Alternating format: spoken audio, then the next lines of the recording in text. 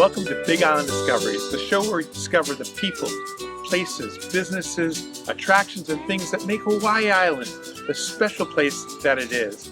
Today, we're going to see how your vegetables and produce end up on your dinner plate. We're going to visit Hilo Products, a major distributor of fruits and vegetables and produce for Hawaii Island. So come on along, let's take a behind-the-scenes look.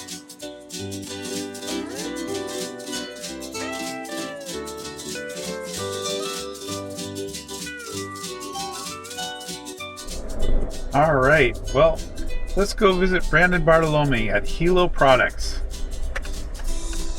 Here we are.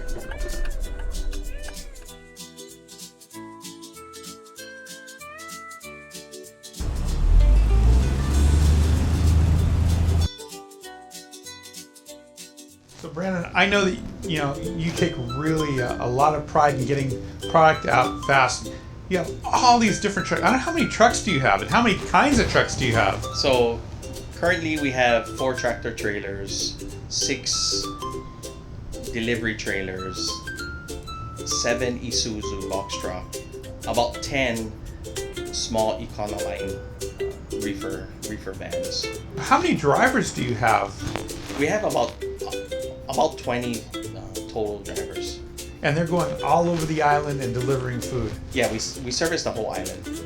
Well, that's a lot of food. And from the time the produce comes in till the time it goes out, how long are we talking about generally? So we start at about 1:30 to 3 o'clock in the morning to get everything all ready for the drivers to come in and deliver. Wow, and everything's in, out all the time. Yes, delivery should be done by 11 o'clock that day. Brad, I know that this is a family business coming down from your grandfather, but I also know that your mom works here, your dad works here, your auntie works here, your wife works here, that there's several couples that work here together. What is the secret to a family business? I think we have about 7 couples, husband, wives, boyfriend and girlfriend that we employ. I think a lot of businesses shy away from having couples work is because of case of an emergency. I think for us, until the time comes, we'll deal with it. And I think it is a family atmosphere. So I think it is important to keep it a family atmosphere. Well, and I noticed that it's not just family with inside of Hilo Products, but also it kind of extends out to your farmers and to everybody else. Yes, definitely, because we don't look at just our employees as family. We look at our farmers. We're dealing with at least 100 farmers, distributors. That is one big family. So how much people we are connected with. Yeah, that's pretty amazing to see. Well, thank you for having us here. Oh, thank you. All right. Hilo Products has been in business obviously since 1938. What generation are you? I'm 4th generation. Wow, and your grandfather, great-grandfather started, is that right? Yes, Reiji Suzuki immigrated from Japan. And 1938, there's a couple of years later, we had the first big tsunami, and I understand that Hilo Products was actually in the area where the tsunami took place. Yes, our current location on Makala Street is actually the 4th location. The first location was in Shimachi, close to the Kamehameha statue that got destroyed by the first tidal wave in 1941 tidal wave. And the second tidal wave, we rebuilt and it destroyed the second location, which was located by the Sumisani Bridge. And I understand that your great-grandfather actually took a pretty big role in making sure that people were able to thrive and survive here in Hawaii County on the Big Island. Yes, I mean, he had the vision to be like the one-shop stop before the war. So he would peddle daikon, cabbage, necessities, shaving cream, shavers, plates, utensils to all the different towns in the early 30s. And I understand actually after the tsunami, he helped bring all the merchants together? Correct. We had a lot of people help rebuild Hilo products, from neighbors to farmers, and we're blessed and thankful that we had support from the local farmers to help rebuild. So those relationships with those farmers, I'm sure some of those have lasted quite a long time. Yes, we currently have 3 farmers that is 4th generation, which is Hirayama Farms, Hirako Farms, and Best Farm. They're still in business, 4th generation right now, helping running the farm. And I also noticed a name you can trust, and so you're still working with those farmers. Correct. Wow, that's great. And I'm guessing there's other farms that you've been working with for a long period of time as well. Yeah, we deal with Ana Farms, Zhang Farms, a lot of people that put in the work that not only would plant during summer but throughout the year and supporting us. And so I know that you've talked a lot about family inside of Hilo products, but it seems like these farmers are also part of the bigger Hilo products family. Yes, I mean we do daily visits. We hang out on the weekend, talk story, because I deal with a lot of these farmers. At least talk to them at least 3-4 times a week to schedule what we need and when we need products. So it's not only our work family, but our farming community family. That's a great business model as well, as treat people the way you want people to be treated. Yes, I mean that's basically trying to live out the legacy of my grandfather and great grandfather. How important is the Big Island to Hilo products for you guys? Big Island is unique and special to me. It's all about the relationship. We have a lot of loyal customer friends that we've been dealing with for generations, and keeping that model alive. It's not about the money, it's not about things, it's about building that relationship. And so, I heard the relationship that you have with the farmers, but I also know there's another part of that, and that's the restaurants that you deal with, the stores that you deal with, and the community. Yeah, I mean, I don't want us just to supply you produce. It's how we can help your business thrive and succeed by giving you the services that you need. And it's just the daily, invoicing process. Is it electronic or paper? We're trying to, streamline things with technology and help us grow to the next millennial. Well, Brandon, thank you for everything that you do, for everything that Hilo Products does to make Hawaii Island the special place that it is. Thank you. Thank you. I remember during COVID, you were one of the key players in making sure that food was distributed to our kids and to our seniors and to various people. Can you talk a little bit about what you did during COVID? During COVID, we helped support Cow for KD program. That was a summer feeding program that helped, kids during the summer.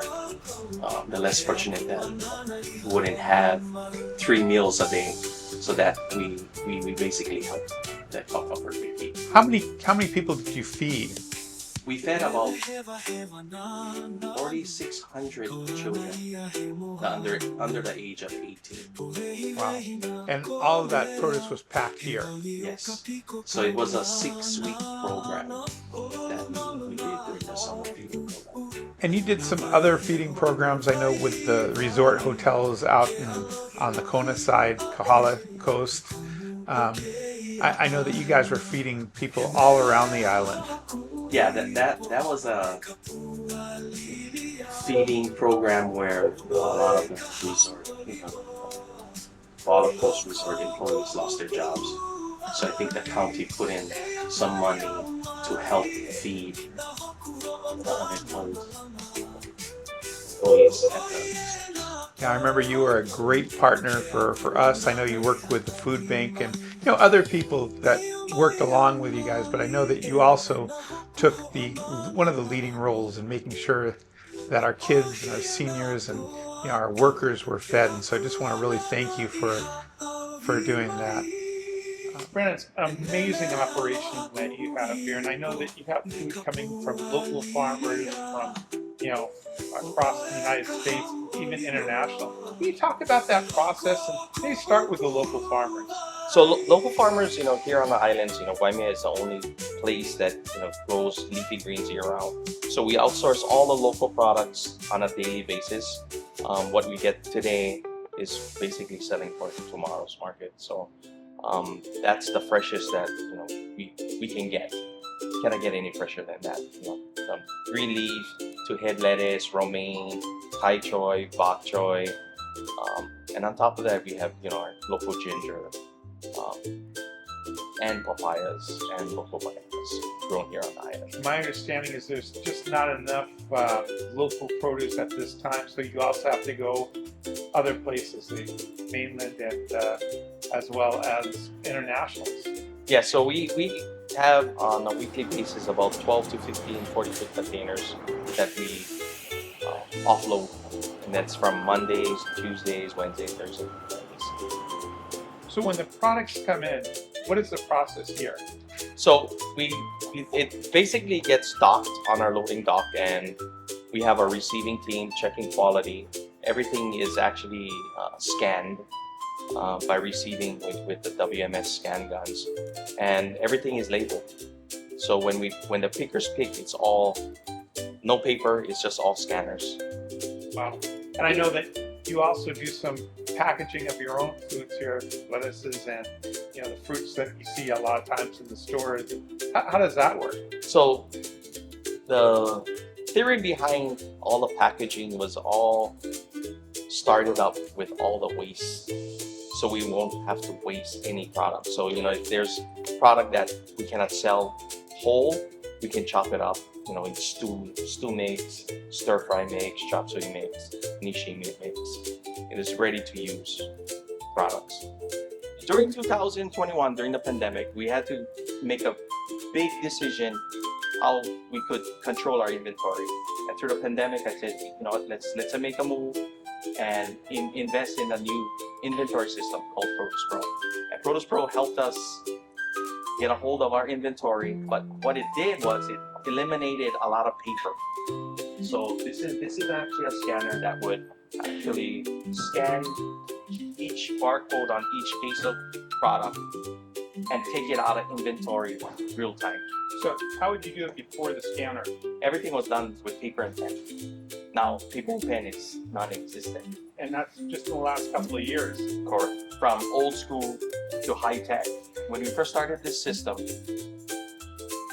there were so many mistakes. Now with the system, there's zero mistakes. So how does this work? So it starts with, the picker would have a scanner like this. They would look into the scanner and pick what orders that they need to do. Everybody is assigned an order. So from there, you log in and you start in the order. Papayas, avocados, onions. So each item there is a barcode. And from here, they stack them up on these pods, and then they take them out and just put them on the trucks. Right now, what they're doing right now, they're currently making orders for tomorrow's deliveries. So our trucks go out about 4 o'clock every morning to get to the different locations, schools, hotels. So what time do you start in the morning? So my day started at 1:30 every morning. I'm at 1:30. Correct. And it goes till what time? There's no time. There's no time. That's. I know I've thought sometimes you're working 4 or 5 o'clock in the afternoon.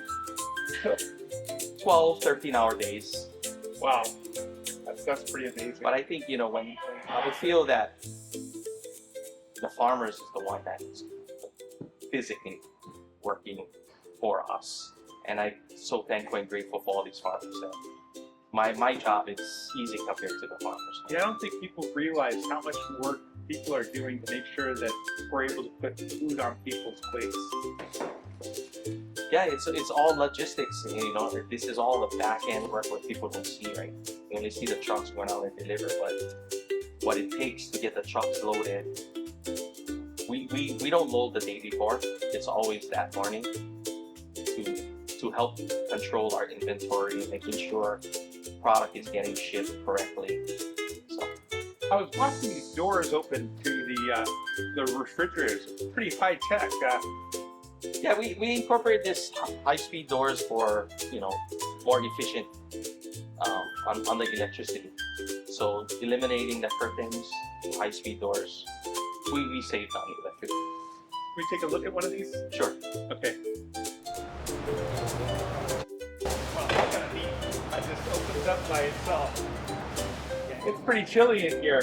So how many of these refrigerators do you have? So this is one of 50 that we currently operate from. It's not as efficient that I want it to be, so we are building a new facility right next door, so we can have everything run from that one facility. So you kind of outgrown even this with 15 refrigerators. Correct. Wow. And that new cold storage that's coming in a couple months, that's not only going to be for Hilo products, but it's going to be for The public too. Correct. How will that work? So if you needed refrigerated space, you probably would have to pay per month per pallet space. Can we take a look at that? Sure. All right, let's go take a look. So this is our future site for our new cold storage facility, and on top of that, we'll actually move our production line into this two warehouses currently that we purchased about 3 years ago. This will increase our cold storage space to about over 20,000 square foot. Wow, this seems a little bit bigger than what you have already. Yes, it's gonna be about 2.5 times more storage space on top of what we currently have. Wow, that's pretty amazing. So inside here, we'll just have a whole bunch of refrigerations, and people will be able to, like restaurants will be able to put their food in here, and different kinds of storage and stuff like that also. Correct. Wow, that's amazing. We're talking about that will save different businesses a lot of money here. Yes, I mean you would probably eliminate your electric bill, your maintenance bill, and just pay for cold storage by the month.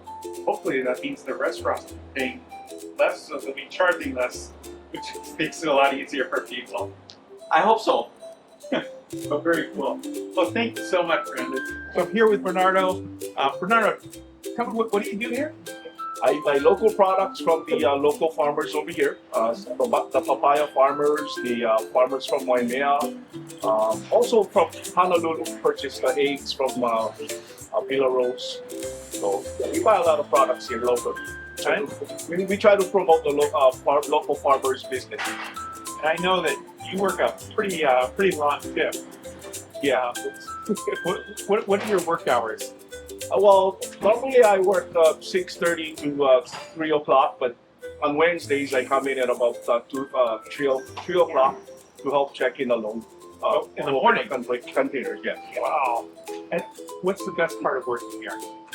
Best part of working here is like working with family. You know, there's no place in Hilo that I know of that treats you like a family member and not just a typical employee. So Hilo Products has been in business for like 85 years. Yeah. What's the secret? Well, I think trust is the most important thing. The farmers gotta trust you. Your customers have to trust you. There's gotta be trust in any kind of relationship. Thank you so much. It's so amazing to see everything that you do here. I mean, people just think that food arrives on their table. There's so much stuff that's behind it. See how busy you guys are and everything that happens over here. Thank you so much for allowing us to come discover what you do, and thank you so much for putting food on the tables of our local families, taking care of our farmers, and sustaining our way of life here on Hawaii Island. Really appreciate you. Thank you so much. Thank you. All right.